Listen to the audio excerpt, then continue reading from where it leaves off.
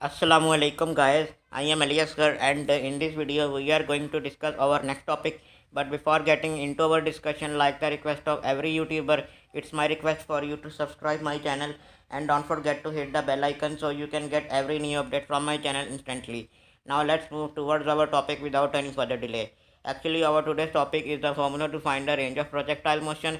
But before getting into its explanation, we should be interested to know what does the projectile motion actually mean. Actually, a projectile motion is a two-dimensional motion under constant acceleration due to the gravity. Means it has the two dimensions and the acceleration in a projectile motion is only due to the gravitational force. There is no any other factor which is causing acceleration in it if we ignore the force of friction. Now let's discuss the definition of a range of projectile. The definition is the maximum horizontal distance covered by the object being projected is called the range. Now let's do its derivation in order to understand this concept properly. In order to find out the range of projectile, we multiply by the horizontal component of velocity with time taken by the projectile. As you know that every vector have the two components which is its effective value in a given direction. So the horizontal component is also called the x component and the vertical is called the y component. And as you know that the projectile motion is always along the horizontal component, so we shall also say that it is along the x component. So in mathematical derivation we shall write range is equal to the initial velocity x multiplied by the time. This formula is same as we have distance is equal to the velocity multiplied by the time, or simply you can say s is equal to the v multiplied by the t. Okay, so in the next step we shall have range is equal to the initial velocity cos theta.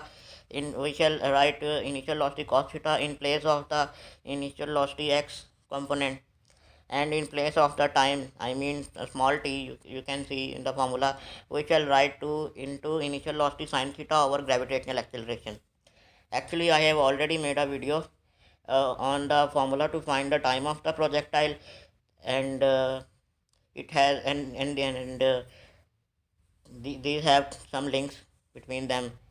So if you are facing any difficulty in understanding this, so you can then you can simply refer to my previous video.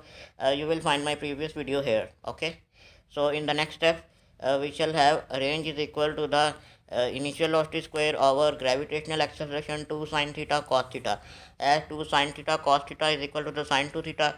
So range of projectile, I mean the maximum distance covered by the object being projected, is equal to horizontal component of velocity.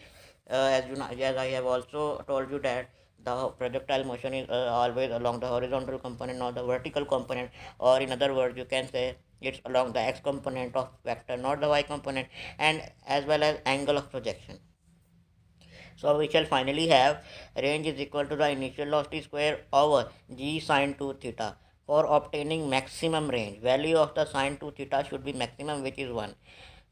So 2 theta is equal to the 90, or theta is equal to the 45 degree. Obviously when we multiply 45 with the 2, then we shall get the 90. We can say anything of them, both are the correct and almost same. So it was our discussion of today.